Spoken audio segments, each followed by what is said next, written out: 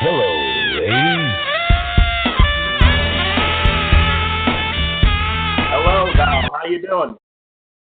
I'm doing well, man. Great introduction as always. Yeah, man. Thank you so much for coming on over the Top Sports. How's everything? It's going well, man. Just banging away, doing my thing down here in Phoenix, Arizona, the Valley of the Sun.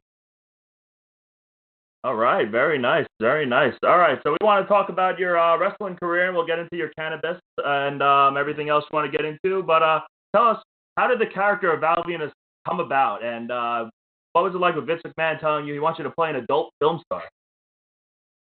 Well, when Vince first approached me about it, it was one of those things. I already had a couple of conversations with WWE at the time. I had gone up and done one of their first camps up in New York and had already signed with them, but I still had 6 months to finish on my contract in Mexico. And so while I was in Mexico City, they used that 6 months that I was finishing up in Mexico to bounce around some ideas. And Vince Russo had come up with the idea and presented it to Vince McMahon about the whole porn star character. And so the first thing I heard about it was like 7 a.m. in the morning. I get a phone call when I was in my room in Mexico City, and it was Vince McMahon on the line, and he basically laid out the character for me, told me basically the general outline of what the character was really all about. And he didn't have to tell me much. It was, hey, you're going to be a former porn star turned pro wrestler. And I was like, oh, yeah, twist my arm a little harder, won't What was it like working with Jenna Jameson in your vignette? With Jenna Jameson, she was very professional when she came in. It was one of those things we got into to New York, went and did the videos, and then we were on our, I had to get back to Mexico, and she had her thing to do. So that's the only time I've ever actually worked with her. And it was quick, easy, to the point. And, we got in there, did our job, and got the hell out of there. And it's just such a dramatic change going from the former porn star to then right to censor. How was that transition for you? Did you feel like, hey, now maybe I could show off more of the wrestling side? It's not more of the porn star gimmicky side. No, not really. I actually really despise that RTC character. I was, it was fun to be a part of it. So did we. I'm glad I was a part of it. It was more of a political statement rather than anything else. We had the Parental Television Council that was really working hard to take our sponsorship away from the Raw and SmackDown show. And they were experiencing some success doing that. And so, of course, Vince being Vince, he's going to take the most controversial characters that the PTC were complaining about, which obviously was Godfather and myself, and we're going to take us and literally turn us into the right to censor in order to mock the PTC. And so, it's his job. That's what it was meant to do. It was really meant to mock the PTC and make a political statement. And so, I was honored to be a part of that, but I can't stand wrestling long pants and a shirt and a tie. That's insane.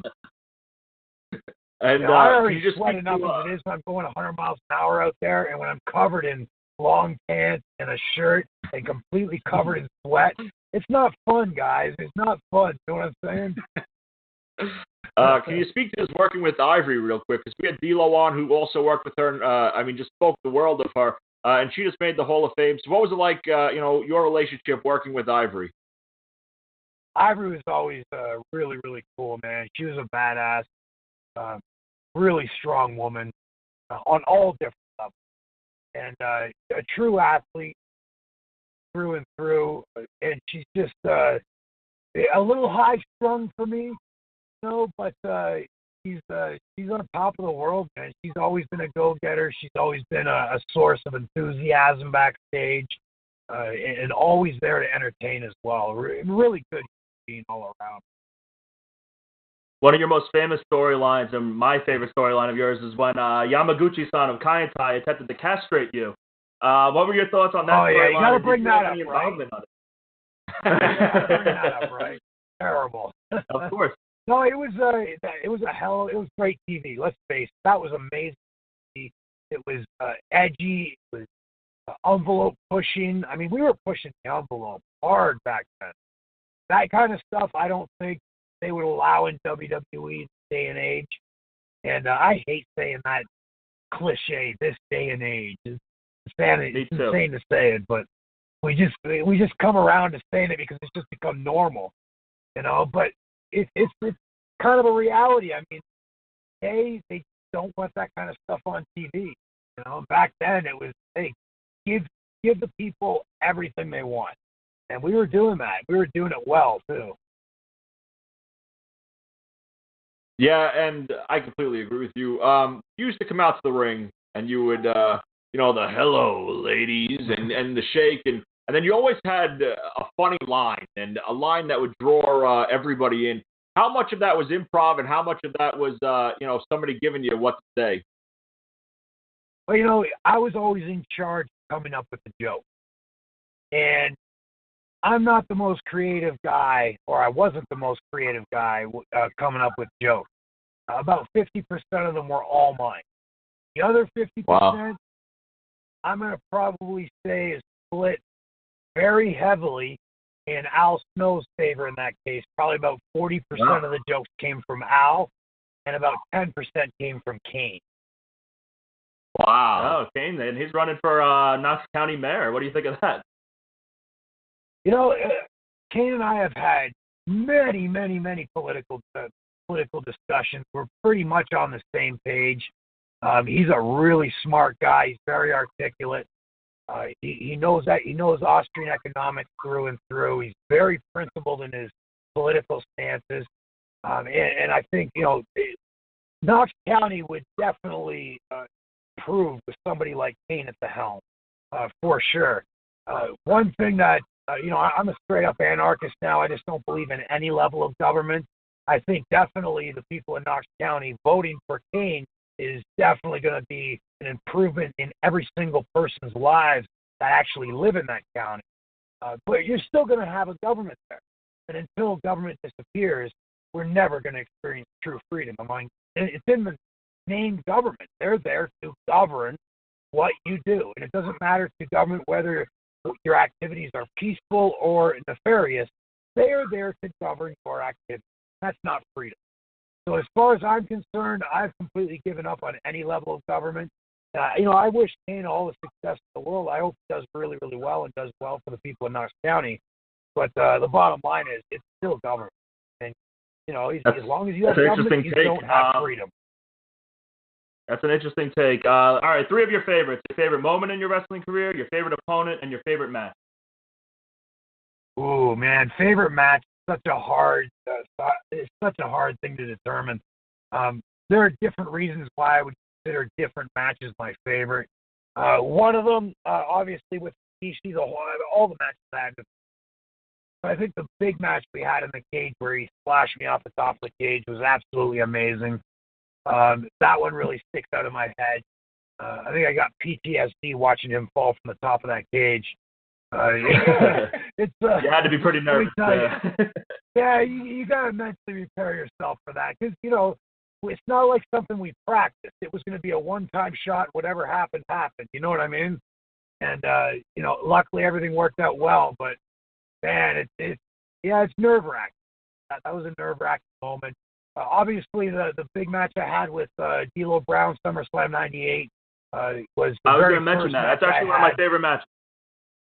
Yeah, that was my first time in Madison Square Garden, so that one always sticks out just because it was the first time in Madison Square Garden for me. And so, very underrated match. You kicked off the show. Yeah. I mean, we really kicked that show off the bag for sure. Absolutely, and, something I'm proud of. But there are so many. I love working with Lance. You know, when it came to charisma or, you know, injecting character storylines into the match, that was kind of forgotten about when I would get in the ring with Lance Storm. I'd really get to be able to really put on an exhibition of wrestling skill as opposed to storytelling. And I mean, we were telling a story using wrestling. If you watch a couple of our matches, Lance really picks out a body part. A lot of times he pick out my lower back and really start working my back. We'd be telling a story through the entire match about how he's picked a weak spot in my lower back, targeting it. And it was so easy to develop a psychologically solid match with Lance Storm. And so I loved working him. Kurt Angle was always fun to work.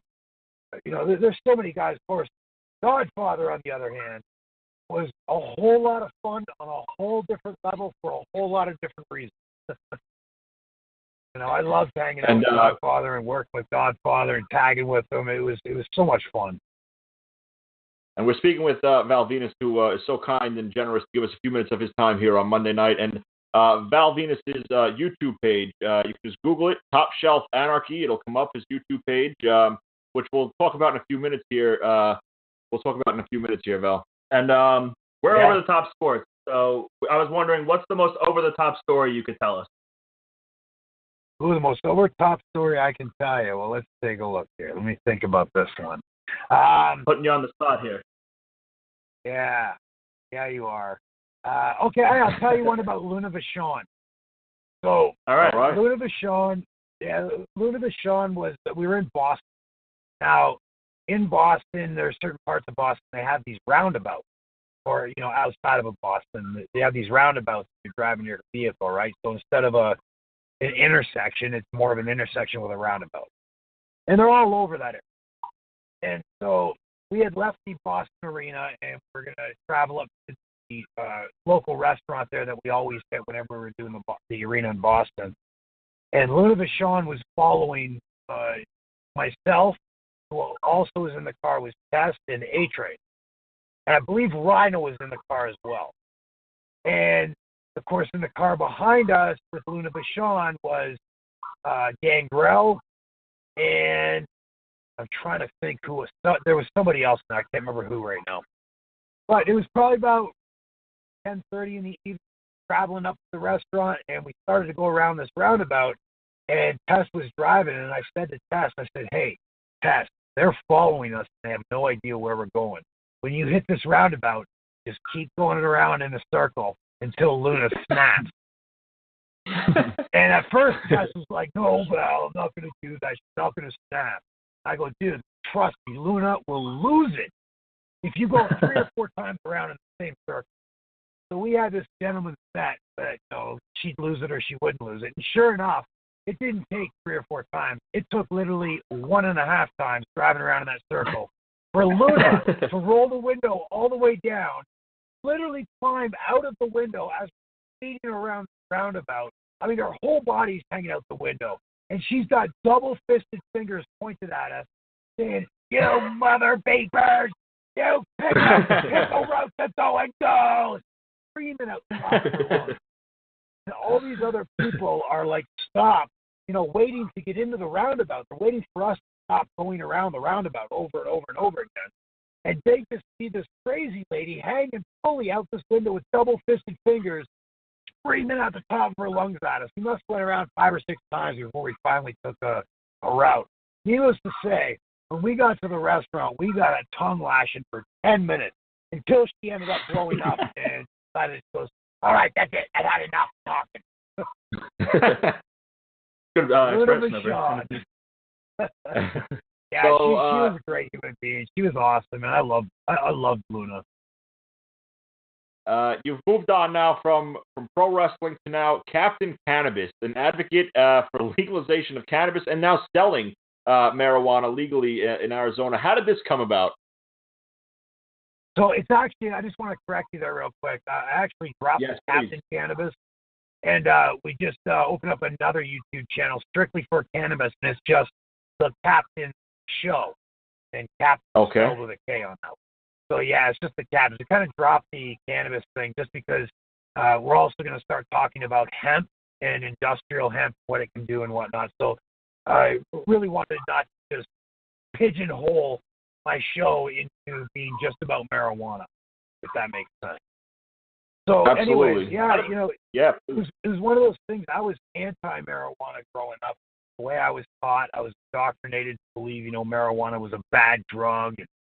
I didn't know anything about it other than what the government in public education and government licensed media would teach me. That's all I really knew about marijuana. So I didn't know a lot about it. I just knew it was bad. And over the years, once I got into wrestling, and when they give you a prescription for anti-inflammatories or pain meds every time you get injured, you think, okay, this is from a doctor, it's safe, they're telling you to take this many, this is what you do, bada bing, bada boom, you do your thing, you take your pills, you think everything's good.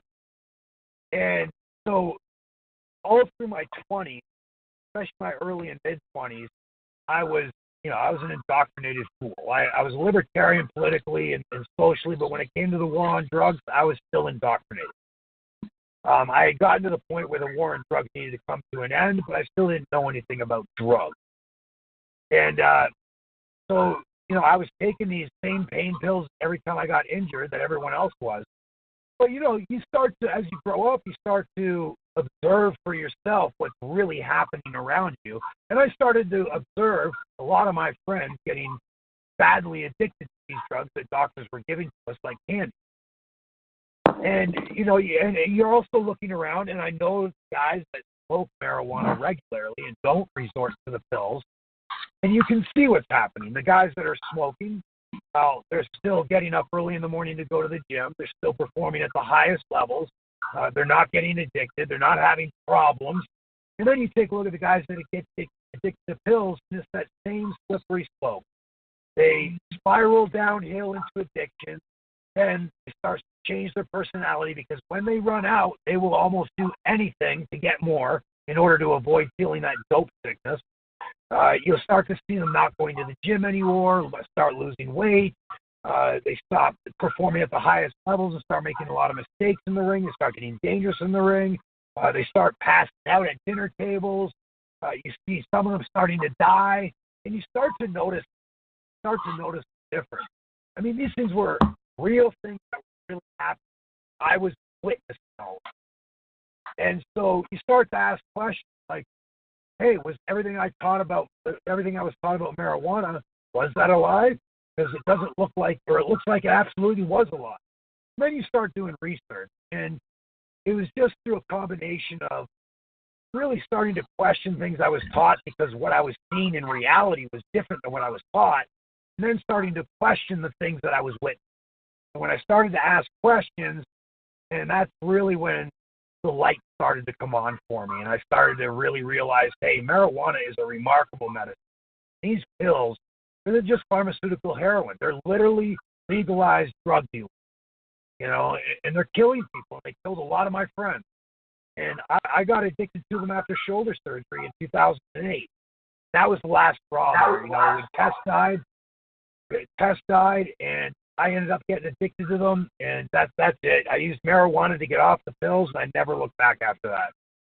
So it was a road to really, I had to undo the indoctrination that I was taught through public education and government licensed media.